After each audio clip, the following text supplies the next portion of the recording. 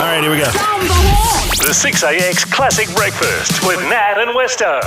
Oh, it's Nat and Westo from the 6AX Classic Brekkie, come to the end of another week, which means we're about to embark on another podcast. Yeah, absolutely.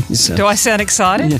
Yeah. I'm a bit peeved, mate. The situation this morning when I was getting ready for work. There's always a warning when the dogs can't be found and when they're quiet, like children. Yeah. If you can't see them, you can't hear them, trouble is a brewing. They're up to no good, or they're at school. Well, true. Not the but dogs. My dogs only go to school on a Sunday morning for training because I'm a responsible dog owner. It's working really well. I even pick up their dog poo. That's how good I am. And I was at the park the other day and there were so many other dog droppings. Went through 3 bags picking up random dog poo.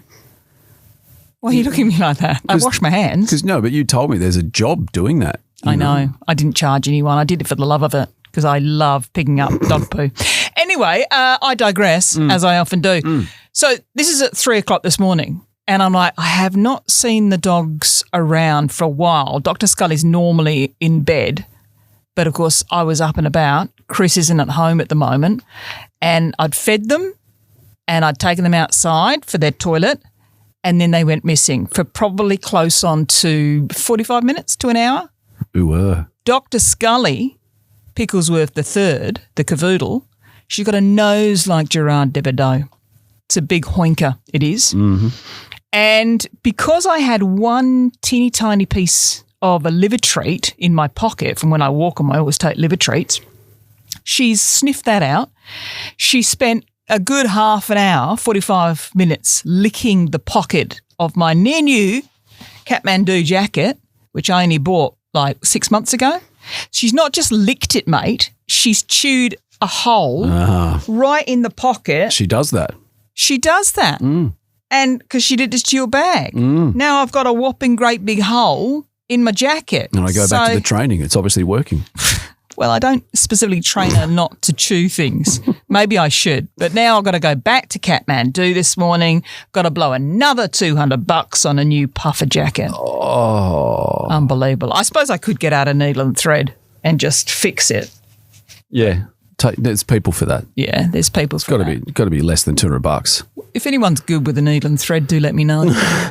Anyway, let's get into the podcast, shall we? Yep. The 6AX Classic Breakfast with Nat and Westo. Are you aware of the Ooshies? Oh, am I aware of them? Yes, mate. They get thrown at me every time I go into Woolworths, and I haven't been collecting, so I've been giving them to the neighbours. You're right. And then I saw Mum yesterday. She collects them for the kids in the street, so I gave her a whole handful. That could be a strategic error. Because, see, every time these things come up, I usually collect them because, my guy Tay's almost 12. So over the years, he's been collected all the stuff. And, this time I thought, no, I'm not going to bother because there's the initial like, oh, yeah, that's cool. And then it gets put aside and just never gets touched again and just gathers dust. You don't want that. You don't want knickknacks all over your house. Right. So discarded Ooshies. And I just thought, oh, no, I'm not going to bother. Well, that might be a strategic error.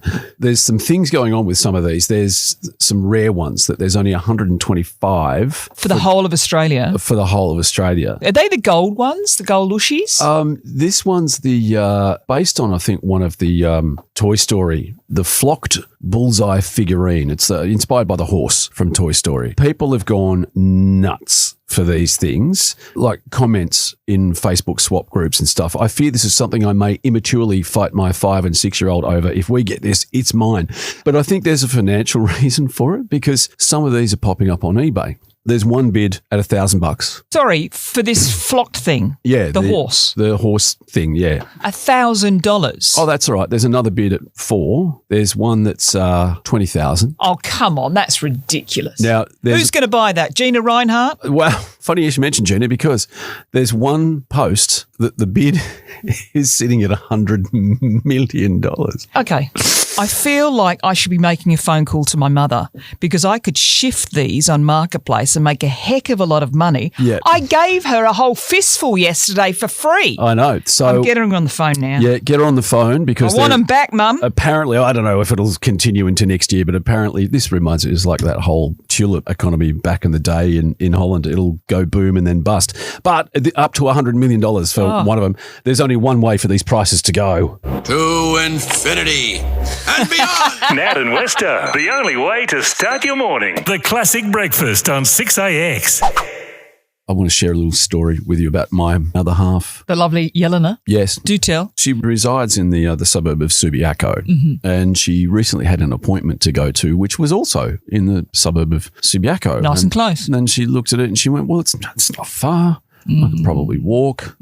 She gets to the, say, number 19, right, that she's got to go to this address, and gets there and goes, oh, it's a bit unusual. It's sort of just seems like a residence. It's, odd that there's a wheelie bin like right in front of the gate. That makes it difficult to get to. Maybe I'll go around the back of the house. So, the gate's a bit stiff. That's okay. I'll just let myself in, and then wanders around the back, and then finds herself eye to eye with this person at the back of the house who's staring at her, and she's staring at them, and they're both confused. This woman comes out of the house. I'm sorry, can I help you? She's like, yeah, is this number 19 such and such street? She's like, no, this is 19 so-and-so street. You need to be one street over. So, yeah, it was in walking distance, but it may have helped if you just consulted either a map or some street signs, not just wandered into the backyard in someone's house. And she did raise a good point, because I was already thinking it. As she's telling me the story, she kind of goes, you know what? It's a really good thing that I wasn't in America, because, Oh, true. turn up unannounced in somebody's backyard. Everyone owns a gun over there. Absolutely. So, good thing. Good thing. You could have been on the lookout again. The classic breakfast with Nat and Westo on 6AX. So yesterday we had the lovely Michael Thompson and Tina Altieri in studio, because a lot of the interviews we do are on the phone. But this one, being Perth guys and girls, they came into the studio, which was fantastic, brought in by the lovely Bailey from Channel 9. So I knew we had guests. So as you know, it's a little bit higgledy-piggledy in the studio day to day. We've got papers everywhere and drinks and food. So before those guys arrived, I did a quick clean-up to the point where... Because there's your trolley thing as well, So your tea lady trolley. My tea lady trolley, which is what my laptop's on and all my stuff. So I moved that across, brought in 2 nice clean chairs because there was a heavily stained one. I thought, I can't get Tina Altieri to sit on a stained seat. And then I spray and wiped everything. The guys came in, chatty chat. Then we had a photo. Then I came back in and you were here. And Tim, our boss, who also does mornings, was also in here. And I was moving the chairs back out. And as I took one chair out, the door sort of started moving back. But the doors in the studios are very, very heavy, very solid to sort of contain the noise. So it was sort of swinging back. I didn't notice it, and I walked through with the chair, and it actually, you were the one that saw it, it actually went chonk onto my face, my eyebrow, and when you're in so much pain you can't actually talk at that point in time? Yes. That's my first thing. I'm like, that really hurt. I can't speak. I couldn't even let out an expletive. You were sweet. You turned around and you're like, are you okay? Tim just looked my way and just went, and then walked off. You were at least concerned about my welfare. Because you were quiet, and that's very unusual. Well, you know that I'm in pain when I'm quiet. And then that's the first thing you do when you do something stupid and give yourself an owie is if it's that painful you can't speak. The second thing is embarrassment kicks in and you think, did anyone see me? You know, if you walk into a glass window or whatever, first thing you do, pain, then, did anyone see me? Or when you trip over in the street, I meant to do that. And then you start laughing, and then you realise, actually, that was really painful. So as soon as it happened, I felt my face and it just started rising up, didn't it? Yes. Like, very quickly, and it got hot.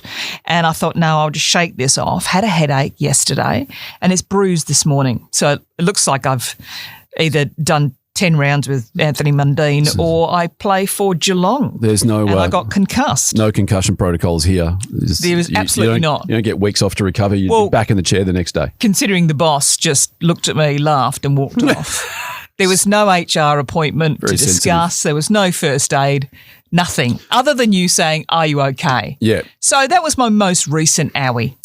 So have you given yourself an owie? Whatever, it doesn't have to be a head knock.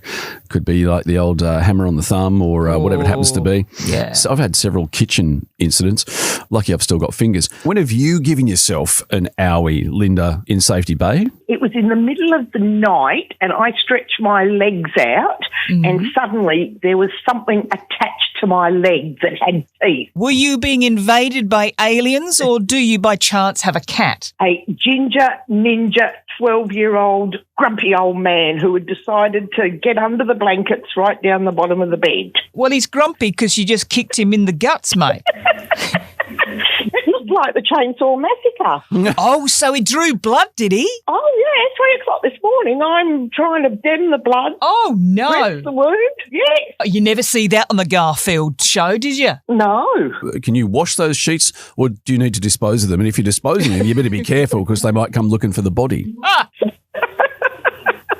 Next trip, are you going to the Cat Haven, drop him off there for rehoming? I wouldn't rehome that. He is a feral. It's just what I needed at 3 o'clock in the morning. Next time, bite him back. No, next time I keep the bedroom door shut. Yeah. Or may I suggest Teflon-coated pants?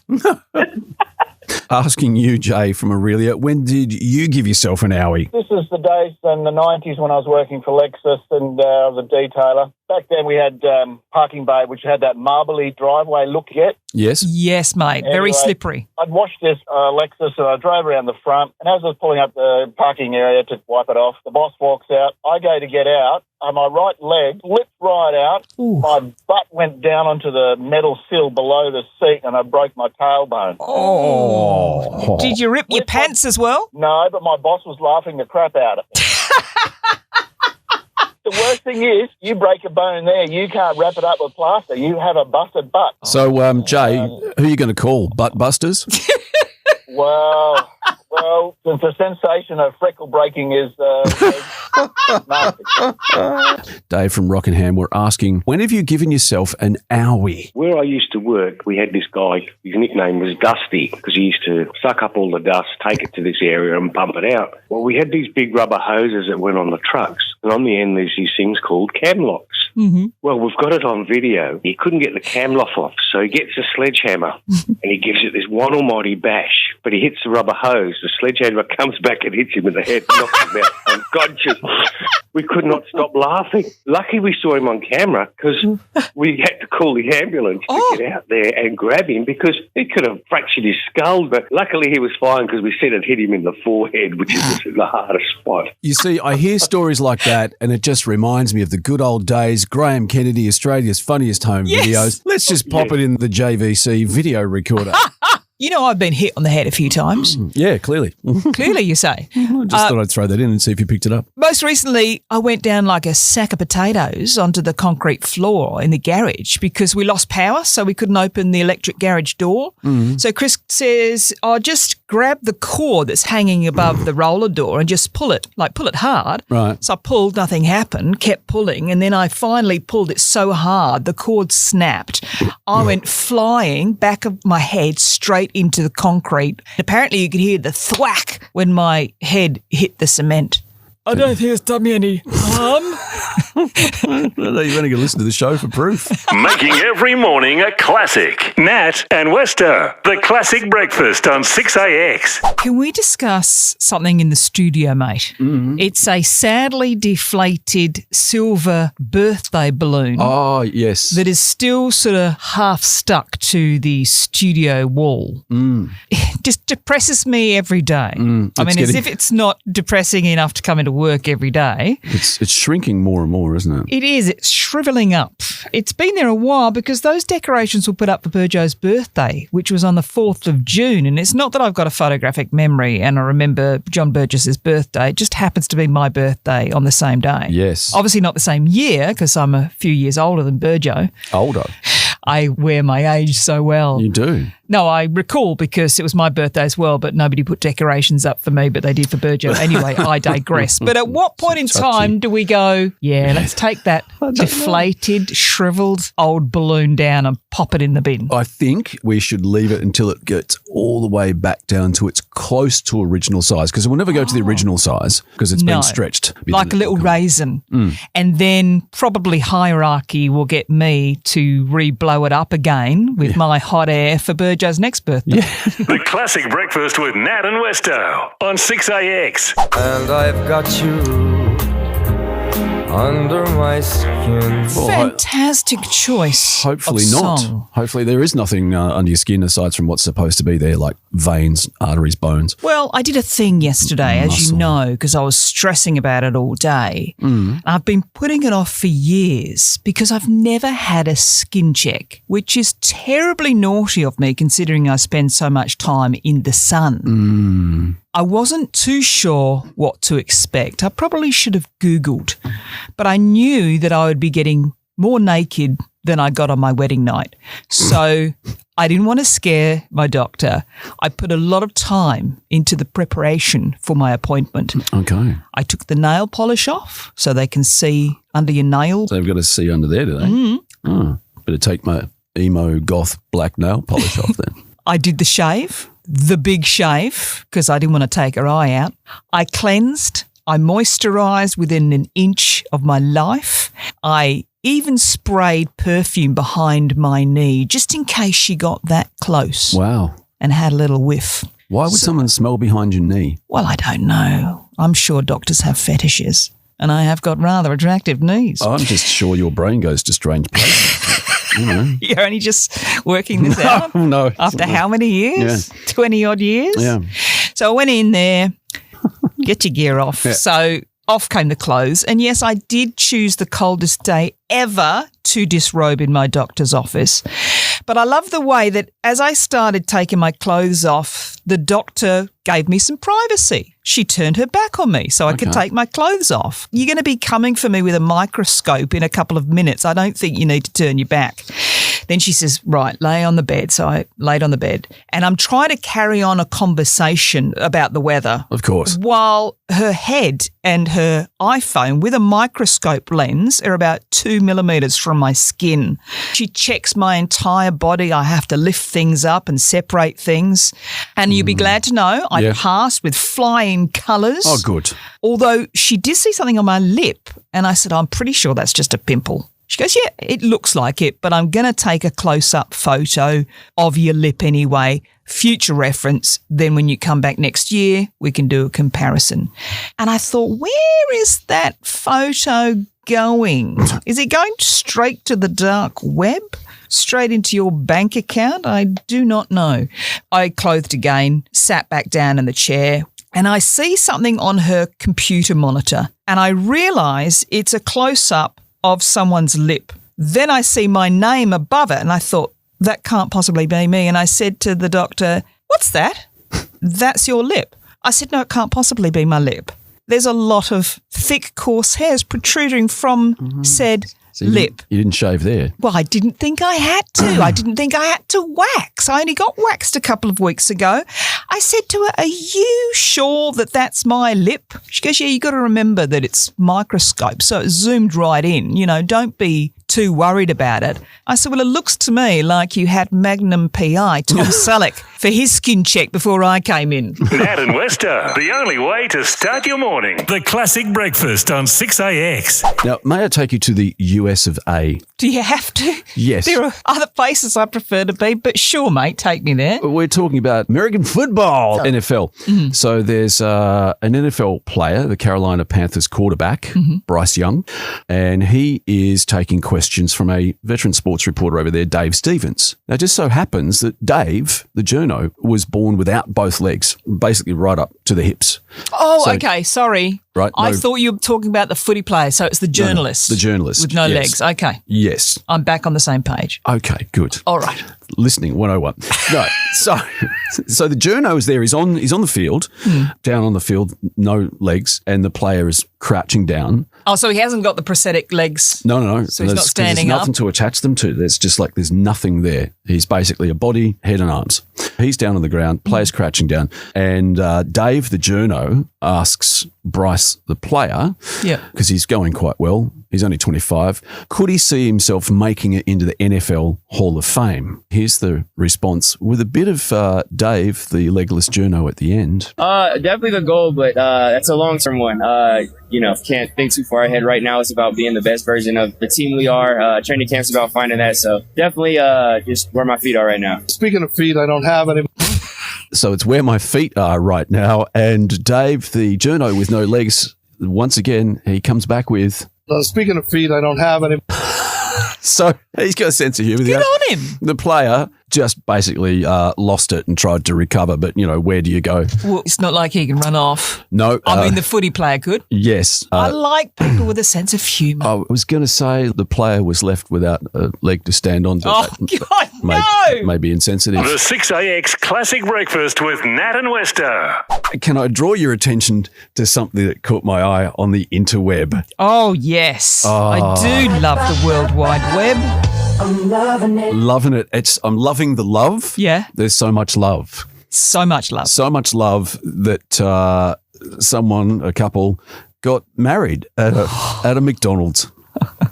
Just the drive-through, or actually the illustrious restaurant? No, they actually got married. They did the ceremony under the menu board. Oh, that's nice. So they weren't sort of stuck in that upmarket McCafe area. Oh, no, Lord, no, too expensive. No, they've put a video about it on TikTok. That's got over 53 million views. No, it hasn't. And 115,000 comments. Wow. So people are loving it. The flower girl was throwing her flower petals out of a McDonald's Happy Meal. Did she take somebody out with a toy? I hope she got to keep the toy. At least, because often at a wedding, it's kind of like you get the alternate meals. It's like it's the beef or the chicken. Yeah. Well, all bases covered. Just McDonald's, they do beef, they do chicken. Yeah, but if you're sitting in the wrong space, you might get a fillet of fish. Oh, I don't know. No, and you want a Whopper. I don't think they've put maybe they would. Maybe just everyone gets a Whopper and the kids gets the Happy Meal. Well, you'd have to be at Hungry Jack's for a Whopper, wouldn't you? I think that's where they're going for the divorce. But yeah, point well made, Westo. A lot of comments, but the burgers are better at Hungry Jack's. Oh, so, you can't say that. We're talking about McDonald's. I know, but and that's it takes just their two hands slogan. to handle a Whopper. Apparently, that's what she said. I haven't seen the video. I can imagine the ceremony. Dilly McLoved. We are gathered here today. Pronounce you McBride and McGroom. A lot of people. Was the Hamburglar the celebrant? That would have been fantastic. So a lot of people have teed off and gone, oh my God, how crass, how cheap, how nasty, etc. But the backstory is they worked together at this McDonald's and fell in love while they were working. Well, I think it's nice, and it's a cheaper way to do a wedding. Neither of them have got a lot of family, so their co-workers have become their family. And, good on them. As a lot of people have said, it's where they work, it's where they fell in love. Yeah. Who's got thousands upon thousands of dollars for one day, especially when you're working at McDonald's for minimum wage? Did they wear their uniforms? No, they actually did make the effort. She's got a lovely frock on and he's put on some kind of suit. Did they wear hairnets at least? Yeah, probably. I'm disappointed that when he put a suit on, he should have put on the Ronald McDonald suit. That would have really topped off. Oh, yes, with those shoes, because you know what they say about big shoes? Big hands. Big hands. And that's where you can get your hands around the Whopper from the rival company. But I think we need to make a push. Yeah. And we need to get a local version. Yeah. And we need to try and get a wedding happening at Chicken Treat. Let's do it. Yeah. Or KFC, because that's finger licking good. Oh, no, I'm thinking local because Chicken Treat's ours, right? The Classic Breakfast with Nat and Westo on 6AX. We want to get your thoughts on pyjamas in public. It's a firm no from me. Unless you are under the age of 10 or you're taking part in National Pajama Day, which is fundraising, which is fantastic. I happened to be on the World Wide Web recently. There were two individuals that were seen at a restaurant wearing their pajamas and their slippers. It was in the US, moccasins, if you will.